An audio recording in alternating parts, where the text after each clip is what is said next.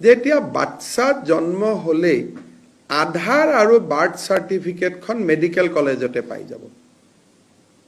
আধাৰ centre এটা আমি প্ৰত্যেক মেডিকেল কলেজত স্থাপন কৰিম। পিছত আমি জিলা হস্পিটাল আন চৰকাৰী হস্পিটালতে কৰিম, যাতে জন্ম হলে লগে লগে আধাৰখন লৈ ল'ব পাৰে। যেতিয়া এটা বাচ্চা মেডিকেলত জন্ম হ'ব, ঘৰত ঘূৰি যোৱাৰ সময়ত আধাৰখনো লগত লৈ যাব, বাৰ্থ চাৰ্টিফিকেটখনো লৈ যাব আৰু মেডিকেল কাগজখিনিও লৈ যাব।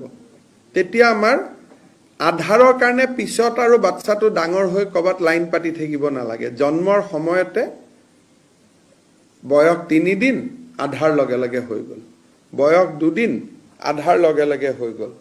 এই পাইলট প্ৰজেক্টটো আমি বৰ্তমান 13খন মেডিকেল কলেজত আৰম্ভ কৰিব খুজিছোঁ।